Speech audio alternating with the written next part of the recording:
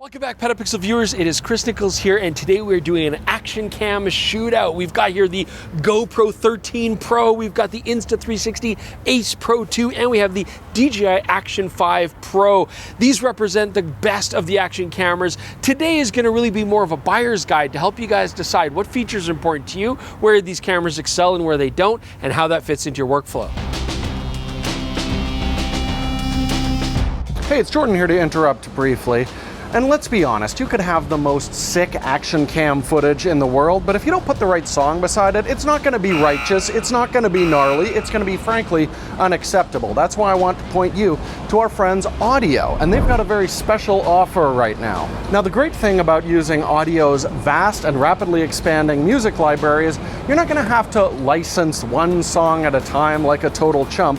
No, they're offering a lifetime subscription to their entire music library. And usually this is $500, but if you use our coupon code below, you can get this for only $199, again, for your entire life. And if you're worried about sorting through that massive music library, don't worry, Audio is constantly adding new AI assist tools to make it a lot easier to find the song that you want.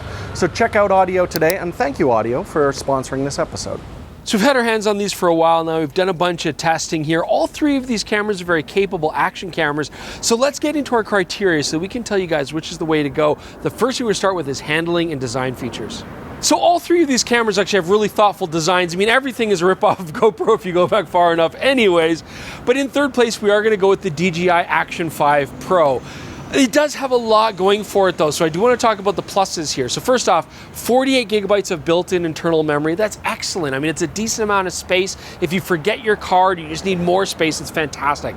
The other nice thing is the battery life here is great. In Jordan's testing, he got about 3-ish hours of record time. That's excellent for a small action camera. This is also a little bit smaller than the other two cameras. It is very compact. I also like the touchscreen interface here. You get a nice big display on the back, as well as a large front-facing display, and this is touchscreen capable. That's a really nice bonus. Where this camera really does let you down is if you want to use filters, and if you're into more advanced cinematography with action cams, you might very well want to do that to get proper shutter speeds or polarized light, whatever you need to do.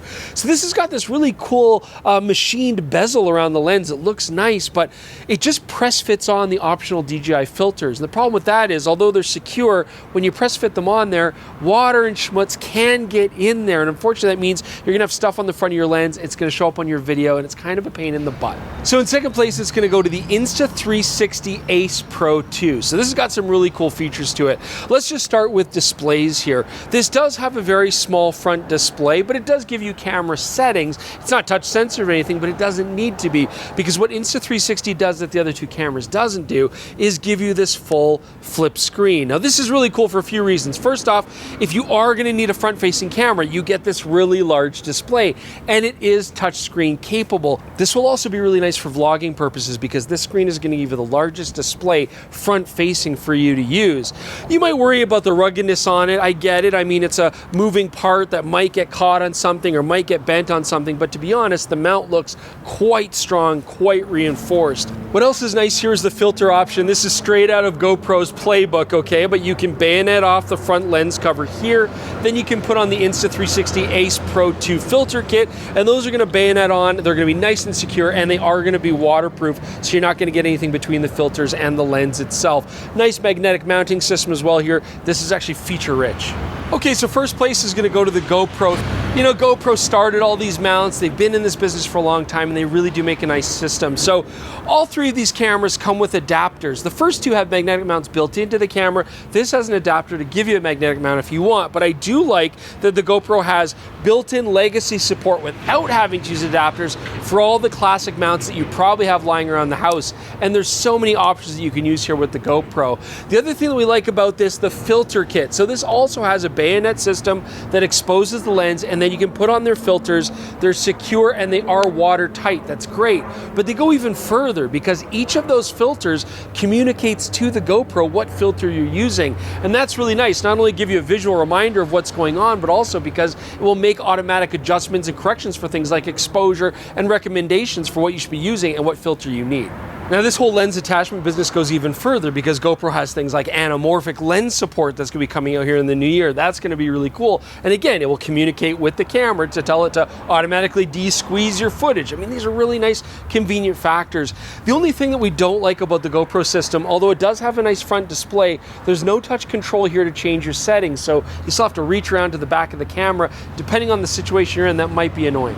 Okay, so next topic we want to cover is just your general purpose standard record quality. Now, all three of these cameras, you can tweak your video. You can change things like sharpness and contrast and stuff like that, and you're going to want to, but most people are going to pick up these cameras and just start recording, and unfortunately, some cameras are better than others when it comes to that standard record quality. In third place, it's going to be the DJI Action 5 Pro. So we actually used this recently for our Mint Rolei 35 AF review. And we use this as our car camera. You guys universally hated the footage out of it, and it's gross. I mean, way over sharpened, boosted shadows, just looked artificial, not flattering at all. That would absolutely be something you want to tweak. Another issue here is this is limited in its record mode resolution. You can only record up to 4K, and that's in a 4:3 aspect ratio. The other cameras are gonna let you go up to things like 5.3K or even 8K. Okay, so in a very close second, it is going to be the Insta360 Ace Pro 2. This actually delivered really nice video. So first off, it is the only camera that can shoot 8K recording if you wanted to do that. You cannot use it with log, but you can use it with all the standard record modes. And we found that the quality was quite decent. I mean, not overly sharpened, just a little bit. Decent color, decent contrast. It was nice video, but there is one that does it a little bit better. So why does the GoPro 13 get our top spot? Well, it all comes down to subtleties and nuance. I mean, Jordan looked at all three of these. This was his personal favorite for the look of the video.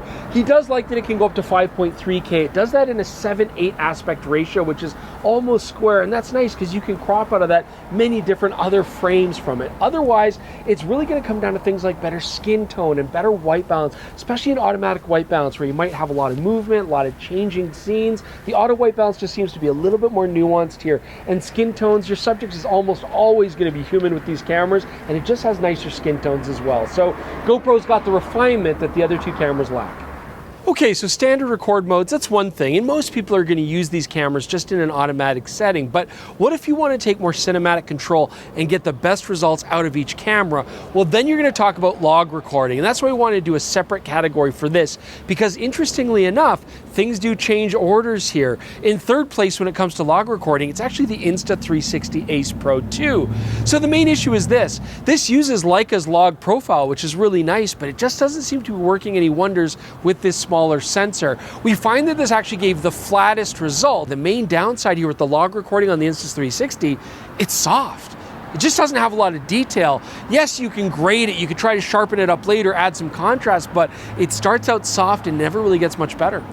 All right, second place, GoPro 13 Black Edition here. So this is the only one that can shoot 5.3K in log, but when Jordan was doing his testing, he found that although there's more resolution, there isn't really that much more detail. Certainly better than the Insta360, but not as much as he would have liked to have seen. So in first place, it goes to the DJI, and this is interesting because it has the worst looking standard record modes, but actually the nicest log recording. So this log recording is a little bit contrastier, which is nice to look at, but without losing any detail in the log profile. This also has the nicest detail and sharpness overall, which is interesting. It's also really easy to grade and work with, and we've seen this before with like the DJI Pocket. It's easy to grade this footage and then incorporate it with other cameras' footage seamlessly, and it also has really nice highlight roll-off, and that's important when you are dealing with these smaller sensors. Okay, so next let's talk about low light, because Jordan wanted to do some testing here on the three cameras for how they handle low light sports and action.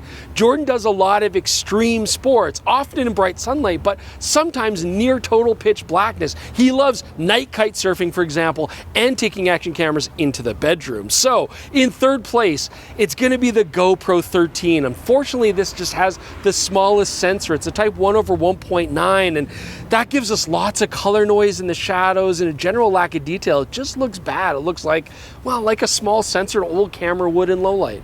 Okay, so before I announce the second place, Jordan would like me to make a correction. He does not actually do night kite surfing. That's on me. Must have been like a vivid dream or something. I don't know. My mistake. I apologize. So in second place, we're going to give it to the DJI because it shares the type 1/1.3 sensor size with the Insta360, but managed to record a slightly more detailed image in standard recording. However, both the DJI and Insta360 have dedicated night modes, and that's where things get interesting. And in first place, the winner is going to be the Insta360. It has the same type 1/1.3 sensor as the DJI and a slightly faster f2.6 lens. Despite having a slightly less detailed low light image in standard recording, if you use their Pure Video Plus mode, it significantly outperforms the DJI with more detail in both the shadows and highlights. Okay, our next topic is audio. So we're actually recording on the cameras in order using the internal microphones so you can get a chance to hear what they sound like. So first off, in third place, it is the GoPro 13. I mean, look, the built-in microphones, nothing to write home about, you know, pretty classic for an action camera. You can hook up to Bluetooth microphones. Okay, so here I'm using the GoPro with the Bluetooth tethering to my AirPods, and it's kind of nice that I can use this if I want to play back a clip and listen to it. But I do have to say, while the Bluetooth audio is better than it was on previous models, it still does sound a lot like I'm just making a phone call. And so although it might isolate something like a lav mic better than the built-in microphones would, the sound quality is still fairly poor. Okay, number 2 position, DJI Action 5 Pro. Now the internal microphones sound very similar to a GoPro, but DJI has an advantage because they're a company that also makes really nice wireless microphone kits. In fact, we use the DJI lav mics ourselves all the time, and what you can do is you can actually hook up through a Bluetooth protocol, but DJI is using a proprietary format to transfer data at a higher quality through said Bluetooth. That means the sound quality still not great, but at least we know that the actual capsule itself is good quality, and it's a little bit nicer sounding than what you get with the other microphones wirelessly through Bluetooth. Okay, so Jordan and I, we're heading back home on the highway. We've had a fun day out here playing with the Rolei 35AF. Okay, so the winner is going to be the Insta360 Ace Pro 2. Now this does connect through Bluetooth to other devices just like the other cameras do, and it's kind of equally as bad quality when you do that, but this has a really beefy mic capsule on. In fact, it's the first thing you notice when you pick up the camera. Nice stereo sound, comes with a nice windsock that'll fit on the front to just eliminate wind noise. And so if you are going to be doing built-in microphone stuff, we feel the Insta360 is the best sounding. Hopefully you guys agree to that right now. And this is absolutely fantastic if you're going to vlog off this camera. Okay, now all day today in our episode, we were shooting the Panasonic GH7. That larger sensor can handle varied light. You can boost shadows, bring down highlights, all that kind of stuff. But you know what can't handle contrast very well is action cams like the shooting me right now. So this is where having bright sunlight on my face here and then a nice fill makes a lot of sense. So we brought along the Westcott L-60B. We haven't used this in a while, but we love it because it's so compact and portable. You can see you just put some L-mount batteries on there, plug it right in, and you can take this anywhere you want. Dialable for color, a really nice little Cob Light to have, and you can absolutely put softboxes on it if you need to. So this is a fantastic product. If you want to get it yourself, click the link in the description below, or just check out fjwestcott.com. That is why Westcott is PetaPixel's official lighting partner. Okay, so our next category is going to be slow motion because that's exactly what people want action cameras for. Lots of slow motion recording to make your stuff as righteous as possible. Third place, it's going to be Insta360, although I do want to say all 3 of these cameras are actually very good for slow-mo and get very close. We're getting down to very minute details here. So the Insta360 can shoot 4K 120, which is awesome. It can also shoot 240 frames per second at 1080, but the next camera can do a little bit better. Okay, so in second place then it's the DJI Action 5 Pro. This does the same 4K 120 as the Insta360, very similar quality as well, but also if you record in frame rates faster than 100 frames per second, you can have the camera interpolate that footage to even faster frame rates, and actually does a pretty good job. So that means that GoPro is king when it comes to slow motion. That makes sense because GoPro has put a lot of effort over the years to really make sure that their slow motion is dramatic and exciting to use. For 400 frame per second bursts, this can only do 720, but the GoPro has another advantage because it can record continuously at 2.7K at 240 frames per second, giving it more detail than any of the other cameras at 240p. 4K, you could do 120 frames per second. You can also do 5.3K at 60 frames per second, and you can even do bursts of 5.3K at 120 frames per second. The detail when you do those bursts at 5.3K is really quite astounding. Okay, so if we tally up our points, the GoPro has 13 points, the DJI ends up with 11 points, and the Insta360 has 12 points.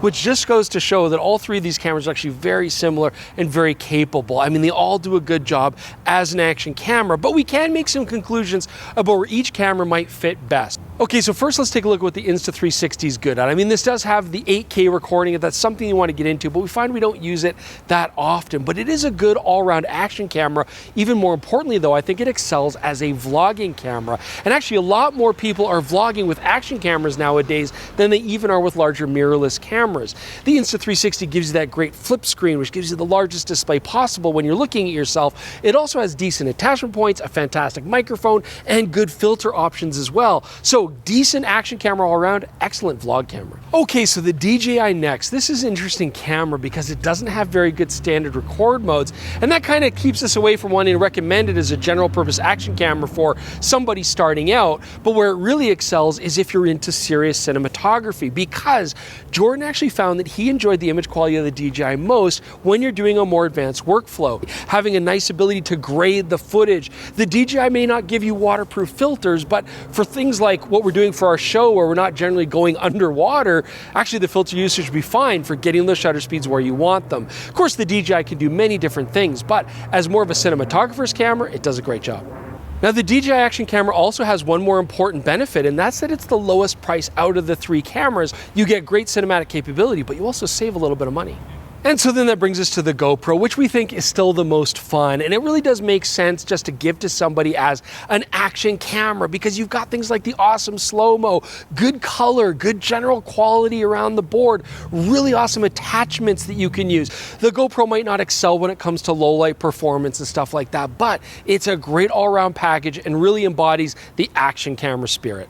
I mean, really the only thing holding back the GoPro 13 is that old sensor that they're still using, especially when the competition is now showing that a larger sensor is not only practical, but has some real image quality benefits. But we hope you guys enjoyed this kind of buyer's guide on the three action cameras. They're all very solid, they'll all do what you want, but hopefully you guys can see the nuances of which ones are better suited for different kinds of workflow.